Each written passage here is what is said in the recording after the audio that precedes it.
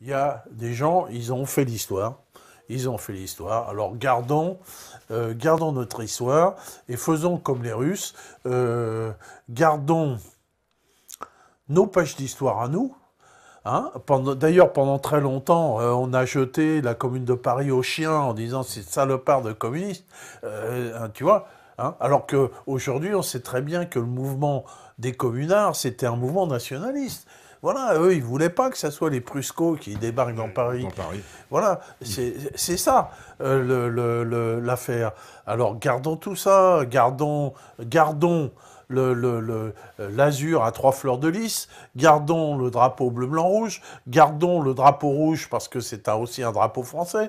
Et voilà, et on garde tout ça, on dit voilà, nous Français, on est constitués de tout ça. Hein, voilà. Alors, Suis-je un bon avocat? oui. Alors, je regarde un peu, c'est quoi les différentes questions, parce que là, il y a pas mal de choses qui ont été écrites, mais voilà. Euh, Tu vois, ils sont un peu perdus dans le sujet, tu vois, parce que comme on a parlé de Dieu, alors il y a beaucoup de discussions sur Dieu, la Trinité, Dieu est le Alors créateur voilà de la toutes Trinité. choses. Je vais vous montrer la Alors Trinité. la Trinité, voilà. Alors je sais pas si on voit. Non, on voit rien, il me dit.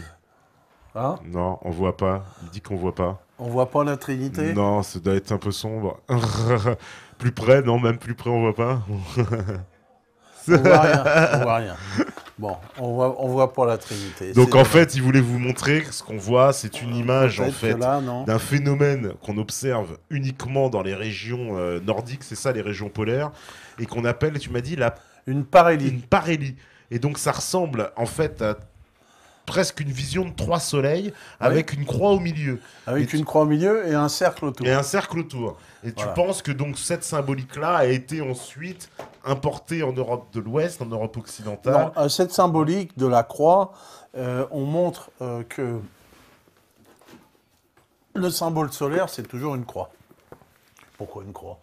On aurait pu montrer un disque. Le symbole solaire est toujours une croix chez les Grecs. Alors la croix ne vient pas des chrétiens. Hein. La croix, c'est un symbole fort dans toutes les civilisations indo-européennes et que c'est la manière de représenter le soleil. Et que cette croix-là, c'est une croix, donc vous voyez les différentes manières de représenter le soleil. Je ne sais pas si on voit. Oula, on va encore plus rien. Hein. Celle-là, au centre, il te dit. Voilà, regarde. Hop, moi je vais le rapprocher. Voilà. Différentes manières de représenter le soleil. Et donc,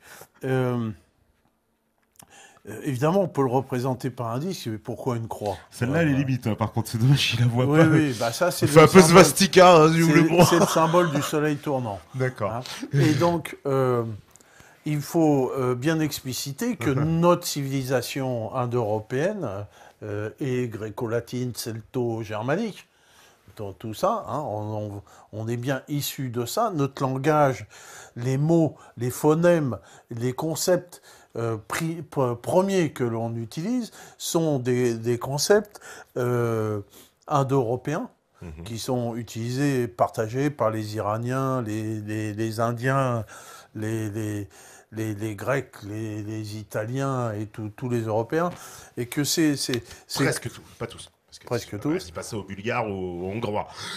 et les Basques. Aux Bon, Basques aussi. bon. Mais bon, ces concepts primordiaux sont extrêmement importants et ils ne sont pas morts. Ils ont été, par les diverses religions, réutilisés.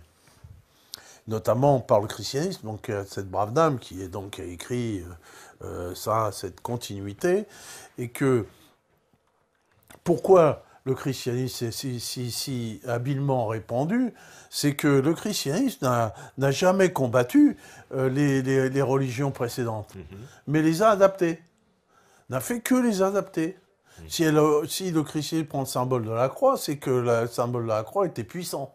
Oui, d'ailleurs, on me dit Voilà. la croix, c'est les 3 Sirius, le soleil en alignement pendant le solstice. Voilà. Alors quand on voit partout les chevaliers avec des croix, les templiers, si tu veux, avec des croix pâtées, c'est la croix dite grecque avec des branches égales, c'est en rien un symbole chrétien. Ça n'a jamais été un symbole chrétien. Voilà. Donc c'est un symbole solaire. Et donc la,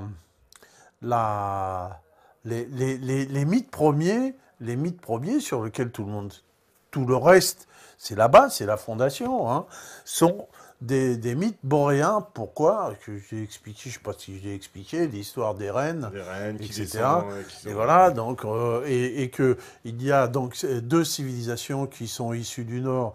C'est la civilisation des poteries cordées qu'on a abordées quand on a fait L'Homme est un musée, d'une part, qui est tout le long de la Baltique, et une autre civilisation, celle des Kourganes, qui se trouve entre au nord du Caucase, entre la mer Noire et la mer Caspienne. Donc, dans à peu près le Donbass actuel. Et donc, là, ces 2 civilisations ont formé les civilisations du balkanique, des Balkans. C'est des gens ont passé le Dniepr, hein, ont vaincu les gens, les tenants de l'Europe ancienne et du néolithique, et donc sont descendus jusqu'en Crète. Et puis, il y a cette haute civilisation indo-européenne qui s'était dissociée des amphores cordés, qui a donné les civilisations celto-germaniques, et avec Hallstatt, le fer, et puis l'Athènes, les Celtes, etc. Et donc, ces gens-là ont amené des mythes hyperboréens similaires, comme par exemple les Grecs avaient cet Apollon hyperboréen dont la légende disait qu'il passait ses étés au pôle Nord. Oui. Tu vois, hein, il était blond aux yeux bleus, et il y a toujours eu le mythe du blond aux yeux bleus. Donc on voit bien que dans toutes les légendes primitives, qu'elles soient indiennes ou qu'elles soient italiques ou balkaniques, si tu veux, il y a toujours un mythe nordique, hein, toujours les gens qui viennent du Nord. Donc, on voit que quand les Celtes en Gaule ont amené un substrat important de ces mythes, et puis les Germains avec les Francs ont ramené un autre substrat. Que les religions romaines, celtiques et germaniques avaient des mythes assez proches, finalement, qui venaient de ces endroits-là. D'où ce mythe de la croix, de la Christa et du soleil levant, qui fait que les prêtres, eh bien, ils disent la messe face à l'est et face au soleil levant, hein, avant Vatican II, et que cette croix-là n'est en rien un symbole du Christ, mais c'est un symbole solaire.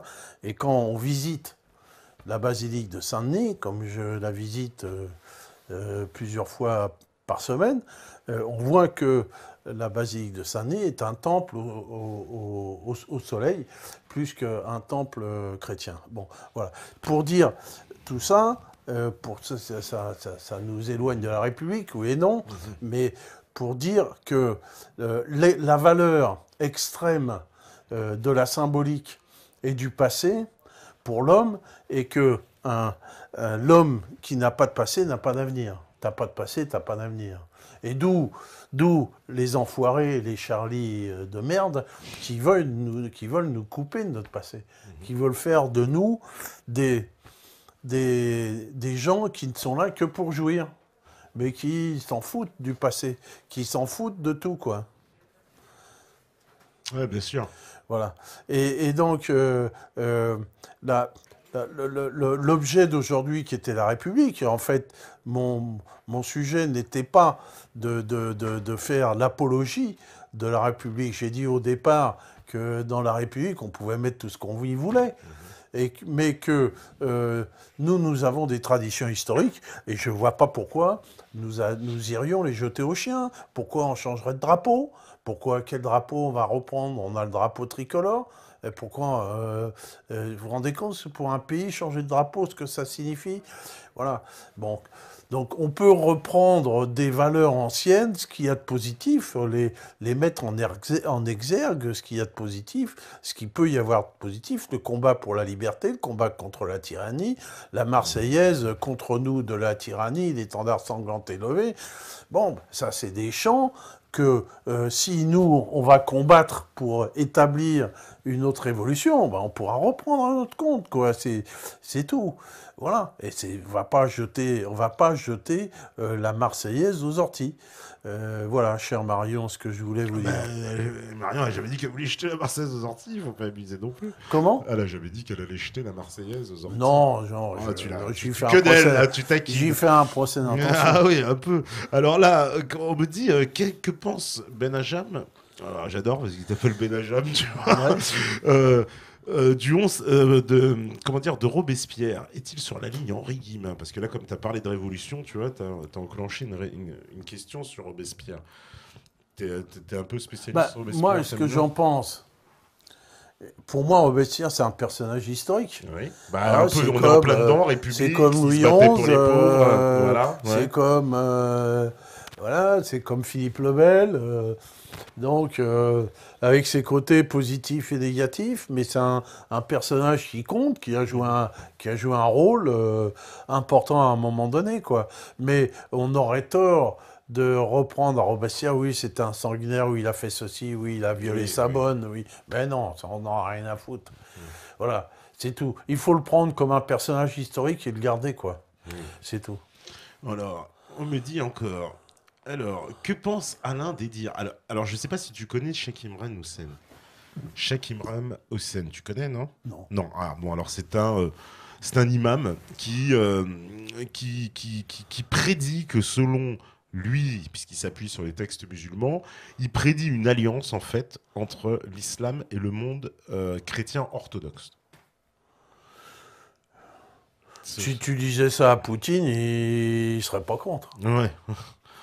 C'est une alliance qui peut être effectivement une belle alliance stratégique, que je m'efforce à faire en ce moment.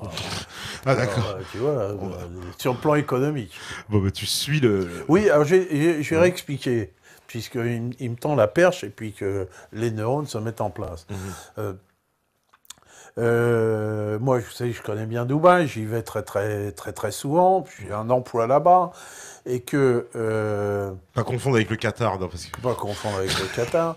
Et que il y a à Dubaï des banques islamiques. Ouais. C'est-à-dire le système bancaire est lié à la religion. Et je vois, moi j'ai des patrons musulmans fondamentalistes, mes patrons qui me payent, ils sont très gentils, ils sont habillés de chemise de nuit avec la serviette. Voilà. Et donc... pour eux, il n'est pas question d'emprunter de l'argent et de payer des intérêts. Ça, c'est haram. D'accord. C'est pas... Illicite. Voilà. Donc, moi, la société qui me paye a été montée d'une façon islamique, c'est-à-dire que on ne nous a pas prêté de l'argent, mais on nous paye les factures. Donc moi, ce qui me paye, c'est un fonds qui me paye. C'est pas la société.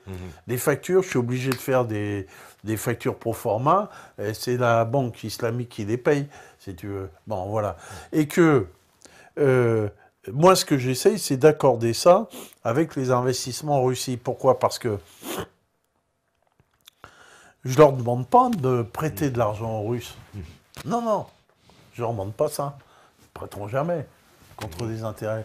Je lui dis, investissez de l'argent dans les biens russes, dans les mines d'or, dans les mines de phosphate, dans les mines de diamants, dans les puits de pétrole. Faites des sociétés d'économie mixte. Mettez de l'argent et vous en tirerez des bénéfices. Ça, ils ont le droit de le faire. Tu vois ? Et donc, effectivement, sur le plan économique, le système islamique peut très bien s'accorder avec le système russe et cette volonté de faire des sociétés d'économie mixte. Ça peut très bien s'accorder. Alors, c'est ce que j'essaye de faire. Maintenant, je ne sais pas si je vais y arriver parce que c'est pas évident, mais parce qu'il y a des putains d'intérêts divergents. Mais au moins, qui ne tente rien n'a rien. Hein. Ouais. Alors, qu'est-ce qu'il y a encore comme question, les amis? La République. Non, puisque là, ils étaient en train de débattre depuis tout à l'heure. Ils avaient oublié le débat. Alors, ouais. Chrétiens, musulmans. Sans compter qu'il y a beaucoup de musulmans en Russie. Hein. Oui, ça on l'oublie souvent. Un des plus grands pays un musulmans. Des plus grands pays musulmans. D'ailleurs, Poutine ne s'est jamais présenté foncièrement. D'ailleurs, il y a une grande mosquée qui s'appelle la mosquée Poutine qui vient d'être inaugurée à Moscou. D'accord. Comme quoi, il est l'ami des musulmans, contrairement à ce qu'on. En Europe occidentale, on veut nous faire croire que Poutine est islamophobe, quand même. Ah non, pas du tout. Ah non, il peut pas. Il se tirerait une balle dans la tête, là. Voilà. Non, il peut pas être islamophobe. Alors, tiens, par contre, c'est vrai, une petite parenthèse par rapport au début de l'émission, on me dit l'annonce vient de tomber. Debaltsevo est libéré. Source Nation Presse Info. Voilà. Debaltsevo libéré. Bon. Voilà. Donc ça vient de tomber, tu vois, quelqu'un nous a mis l'information en direct, donc on peut l'annoncer. Très bien. Alors, je vais aller voir, qu'est-ce qu'on nous dit? Alain, que représente le triangle d'or présent sur le haut de la Déclaration des droits de l'homme? C'est le Télicom, on avait déjà répondu à cette question. Non, mais je peux répondre, c'est simple. Hein. Ce triangle représente Dieu. Donc Dieu est représenté de cette façon-là dans beaucoup d'églises. Donc le triangle avec l'œil au milieu. Le triangle représente la Trinité, c'est-à-dire l'unification de Dieu qui peut s'incarner dans trois phénomènes différents. Voilà, ça c'est le phénomène du triangle. Les francs-maçons ont repris ce symbole qui existait bien avant eux et que la franc-maçonnerie nie l'athéisme. Hein, donc, quand tu es franc-maçon, tu ne peux pas être athée. Donc, la seule exception est le Grand Orient de France, mais qui n'a pas été reconnu par la franc-maçonnerie internationale. Ouais. Voilà, j'ai répondu. Hein. Bon, ben voilà, la petite réponse. Y en a qui veulent digresser un peu, là, mais bon, peut-être bien. C'est vrai que c'est bon, allez, une petite explication sur la Tchétchénie, parce que c'est fini ce conflit en Tchétchénie aussi. Poutine, il en a terminé avec les islamistes là-bas, parce que c'est la même chose que partout. On lui a envoyé des troupes. Oui, on va lui envoyer Voilà, il a essayé de répliquer, puis on a fait passer ça pour une révolution populaire, etc. Une révolte comme d'habitude, quoi. Voilà. Donc, là, ils essayent de leur envoyer tous les rebuts djihadistes. Mais bon, ça ne fonctionne pas trop. Et alors, voilà, ils sont fébriles, hein, ils sont fébriles. Voilà. On me dit, le triangle, c'est là qu'ils voient tout, ça n'a rien de maçonnique à la base. Bon, il y en a qui sont d'accord. Non, on en voit dans plein d'églises, hein, des triangles. Hein. Tu vois, avec ta définition du triangle. Et moi, je voulais revenir justement aussi sur... c'est le Père, le Fils et le Saint-Esprit. La fameuse Trinité. Est-ce que justement, la République, alors, qu'on s'entende bien de quelle République on parle, c'est-à-dire la nôtre, le système que toi tu dis République, il porte en lui quand même...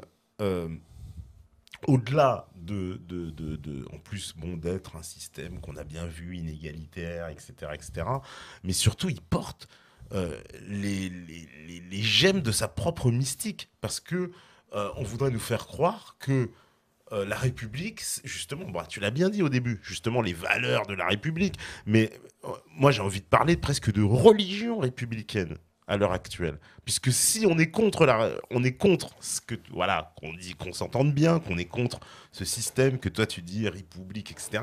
Eh ben c'est comme une religion. Tu ne peux pas être contre, sinon tu es immédiatement, c'est un dogme, quoi. Est-ce qu'on n'en est pas arrivé justement? C'est pour ça que moi je parle d'abattre le système, parce que c'est devenu un dogme. On ne peut plus critiquer. Tout système totalitaire devient forcément dogmatique. C'est-à-dire que tu veux faire un système totalitaire, tu bâtis une religion avec un dogme. Bon, ça, c'est clair. Et de manière à pouvoir désigner des hérétiques, de les pendre, de les brûler, des machins. Eux, ils ont fabriqué ils ont fabriqué de leur religion avec ce qu'ils avaient sous la main. Ouais. Donc, ils nous ont parlé de ces fausses valeurs qui transgressent eux-mêmes, si tu veux. Donc, ça, c'est des pseudo-valeurs pour le bas peuple. Mais ce ne sont jamais des valeurs républicaines. Une valeur républicaine, c'est d'abord l'indépendance nationale. S'ils étaient républicains, on sortirait de l'OTAN, de l'Union européenne, et on récupérerait le franc. Ça, ce serait républicain. Ça, ce serait une vraie valeur républicaine. Hein, selon la volonté des pères de la République française, selon Montesquieu et Rousseau. Mais on voit bien que tout ça, c'est de l'imposture. Mhm.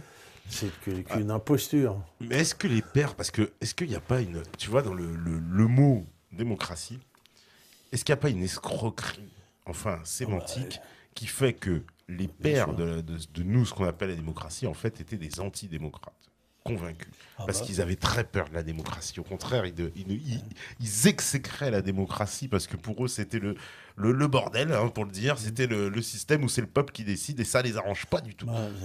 Non. On a bien vu que déjà au départ, la démocratie grecque, c'est le pouvoir des propriétaires. Oui. Ça n'a jamais été le pouvoir de l'ensemble des gens. Donc, bien sûr. Donc donc ça a continué. Finalement, ça a continué, ouais. la République romaine, patricienne, élitiste, oligarchique, plutocratique, mais c'est exactement la même aujourd'hui finalement. Oui, bien sûr. Ouais, avec les mêmes. C'est la même et ils te font croire que c'est le peuple. Ça n'a jamais été le peuple. Hein, ouais. Coluche a dit que si les élections servaient à quelque chose, on les aurait supprimées. Depuis longtemps. Ouais. Ça, c'est encore une belle vérité, quoi. Ouais. Là, on me dit, la révolution française de demain, elle en est où?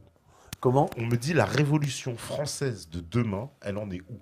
Ah, cher monsieur. Ouais, Alors là, c'est Tomigno. elle en est...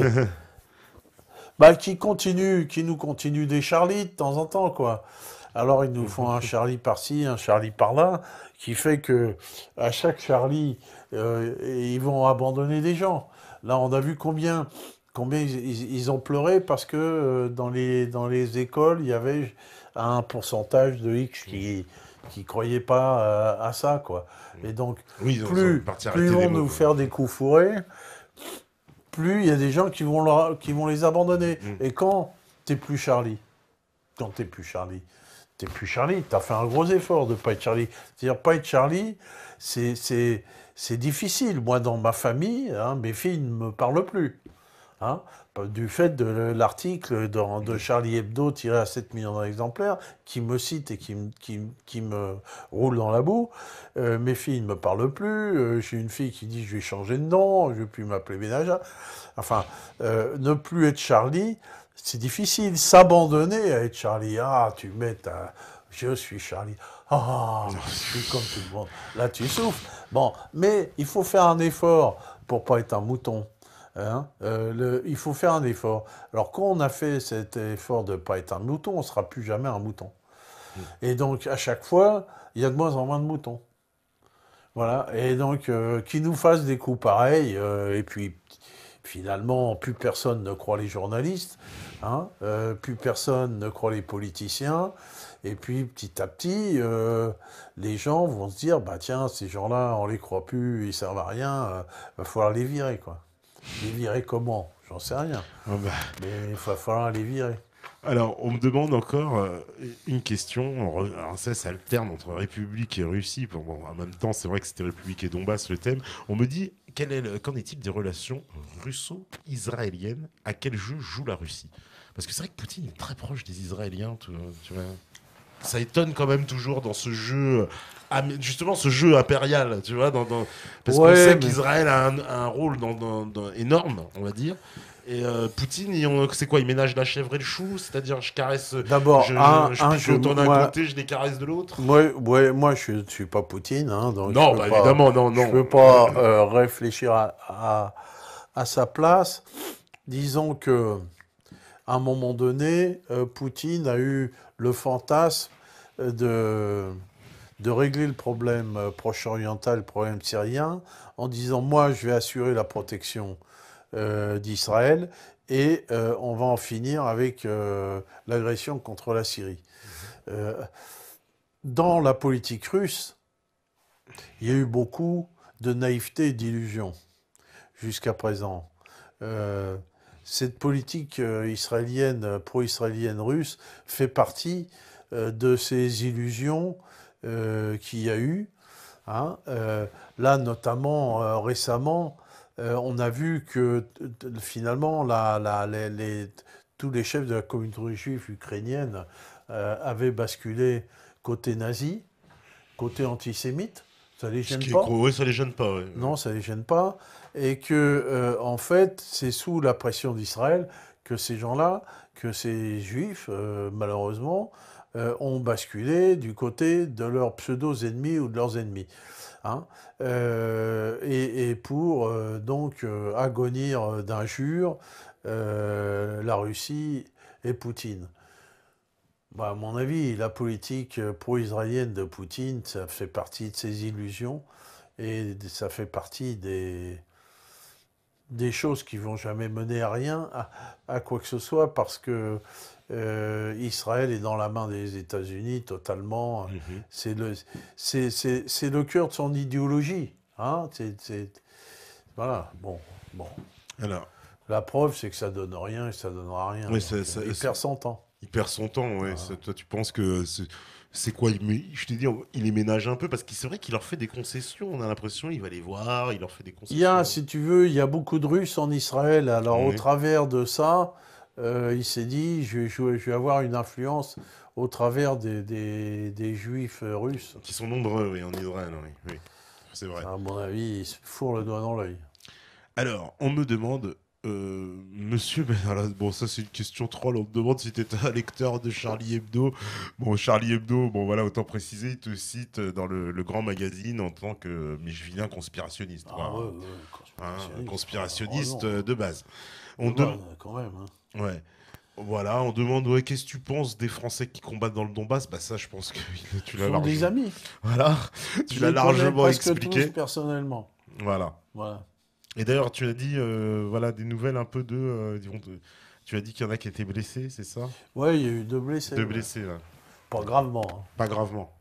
Au combat, hein. Ils ont connu le feu, hein, nos volontaires. Hein. Ils ont connu le combat. Hein. À un moment donné, ils étaient un peu déconcertés parce qu'on les a mis à garder les blocs-postes Ouais. et à pas faire grand-chose.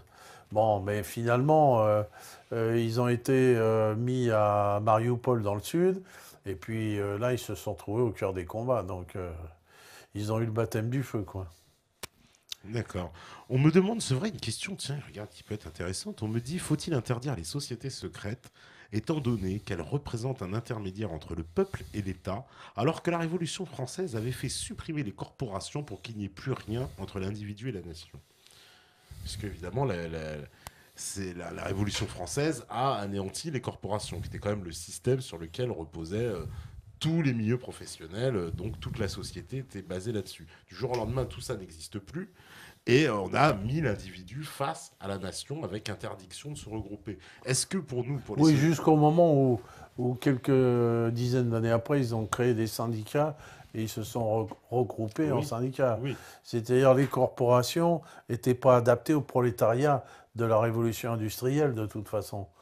Si tu veux. Mais est-ce que c'est pas la révolution industrielle, on va dire la fin des corporations qui mène le prolétariat justement dans ce qu'il est, dans l'effroyable 19e siècle, sans Oui. droit, sans machin.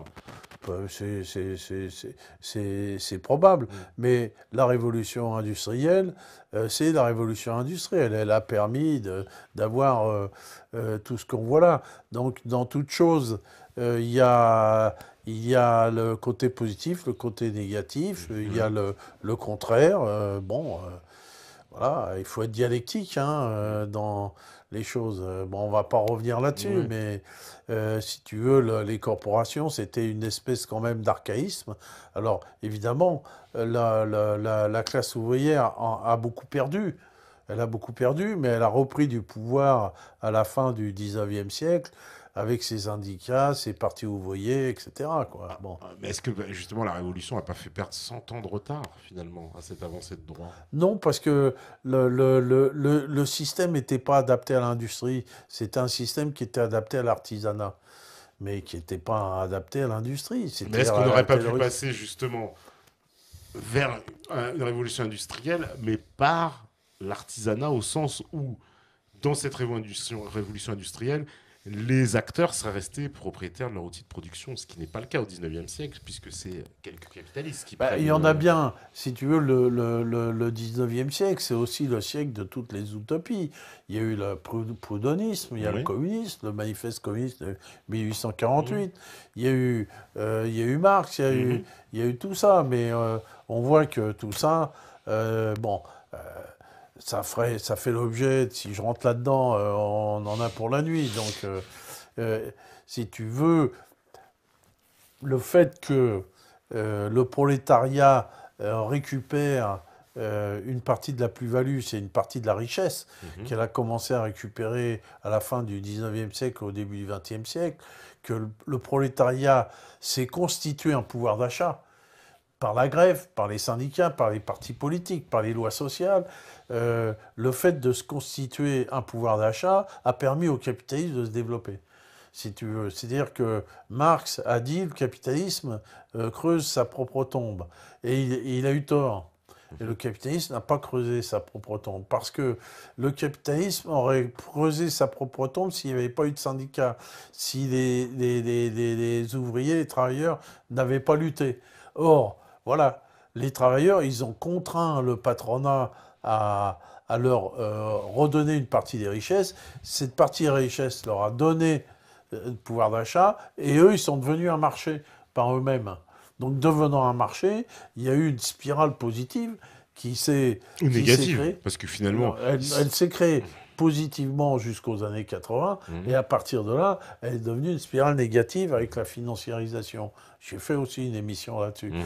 Hein, voilà. Donc, mais il y a eu dans le capitalisme une spirale positive on a connu les 30 Glorieuses, Ouais, j'ai tant qu'il y a eu de expliqué. l'évolution sociale, mais est-ce que cette évolution sociale n'est pas, j'ai presque envie de dire, une erreur de l'histoire, une parenthèse de l'histoire due, on le sait, la libération de la France, le CNR, la situation d'après-guerre très particulière où les patrons sont obligés d'accepter. Et puis le peuple était armé aussi en 45 mois, c'est ce que tous les Oui, témoins le disent. mais Donc, tout ça, ça rentre ça rentre en ligne de compte. hum, Bien sûr, hum, mais tout ça, c'est compliqué. hum, Et qu'il y a eu aussi, après la guerre, dans les années 40, 50, hum, 60, le poids de l'URSS qui hum, présentait un danger pour les capitalistes, le poids extrêmement important du Parti communiste à l'époque, exactement, et ouais, qui ouais. faisait que finalement, quand les ouvriers, ils faisaient quand Renault toussait, la France s'enrhumait, Mhm, et qu'il fallait lâcher du mou, quoi, c'est tout. Voilà, il fallait lâcher du mou. Et donc, lâcher du mou, bah, et les travailleurs, ils achetaient des machines à laver, des voitures. Hein, moi, j'ai cité je ne sais combien, je suis né en 1945, donc j'ai des souvenances à partir, en gros, de 1950. Mon père roulait en bicyclette, il n'y avait pas de machine à laver, pas de réfrigérateur. pas de Chez télé, moi, pas il n'y de... avait pas de télé, pas de téléphone, il n'y avait rien. Rien. Dans les années 50, que dalle, quoi, tu vois. Et, et donc, la première chose, ma mère qui travaillait, qu'elle a acheté une machine à laver Connor, je la vois encore, avec le truc, le batteur au milieu. Hein. Et puis après, c'était un réfrigérateur, puis ça a été un téléviseur, puis, et puis mon père a acheté une voiture, il a acheté une voiture, il avait 40 ans.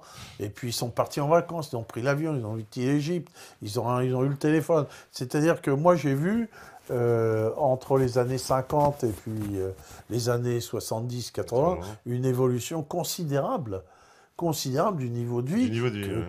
que les gens ne peuvent pas imaginer aujourd'hui. Bien sûr, ouais. C'est le rythme d'évolution du niveau de vie que les gens ont pu avoir pendant cette période-là. Et avec les salaires qui augmentaient, et les Mhm. salaires qui augmentent, avec le plein emploi, avec l'industrie qui se développait partout, les gens, bah, ils achetaient, je te dis, machine à laver, téléviseur, machin, bagnole et tout le bazar. Mhm. Et puis ça faisait un marché. Voilà, donc c'est cette spirale qui peut être positive, mais aussi qui peut être négative actuellement par le fait que on n'investit plus dans l'industrie, on n'investit plus dans la technologie, et que tout l'argent ne sert qu'à la spéculation. Et là, actuellement, on est dans une spirale négative, quoi. Voilà. Mais si tu commences à dire si on avait fait ci, si on avait fait ça, si on avait, tu peux pas mettre si. Ça s'est fait comme ça. On ne peut que étudier ce qui s'est passé pour essayer d'en tirer comment, des, pas des conclusions, mais en tirer des avantages, si tu veux. Hein. Voilà, ça s'est fait comme ça. Donc on sait que si les gens n'ont plus de pognon, ils consomment plus, et il n'y a plus d'industrie, il n'y a plus de travail, et tout est par terre, quoi. D'accord. Ben, on arrive à la fin, évidemment, de l'émission. Ouais, Je vais aller faire un petit dernier tour sur le chat pour voir si ils ont des choses intéressantes à raconter. Hein. Tout à l'heure, on disait, ouais, plus d'interactivité. Mais bon, les gars, vous êtes en train de faire vos petits sujets entre vous. Comment ? Donc, non, parce qu'ils demandaient, ils me disaient, ouais, plus d'interactivité. Mais bon, ils parlent entre eux, ils sont marrants, quoi. Voilà, mais après, il faut pas les vanner, il paraît qu'il faut plus rien dire. Alors, j'ai plus le droit de dire. Alors, je vais pas me gêner. Non, je rigole. Là, ils sont tous énervés déjà. Bon, en tout cas, merci Alain. Merci. Bon, ça va, on s'engueule plus. Non, bah tu vois là, c'est ça. Tu vois, on a réussi à Donc, faire ça... une émission république sans s'engueuler. Donc tu vois, mais il y en a qui auraient bien aimé quand même. Du coup, en tout cas, merci à toi, merci à la régie, c'est Steph, parce qu'il faut que je les nomme, parce qu'après c'est impersonnel. On m'a dit ça, donc il faut nommer. Merci aux métanautes connectés, et comme j'ai plus le chat, mais comment se fait-il? Je peux plus les nommer. Enfin, ceux qui sont présents, bah Dialenke Dams, Lancer Franc, Liberty, Valigomouk, Zarian, Zbat, Révolution, Lancer Franc, Ribaille, Baba Orom, Basilic, Bastos, Belab, Benjem, Bif Thanos, Alm et TV. Voilà, merci à vous. Merci à tous ceux qui nous soutiennent, parce que vous savez très bien que si vous écoutez ce message-là ce soir avec nous, c'est que vous êtes la résistance. Ciao, ciao, à demain, ciao.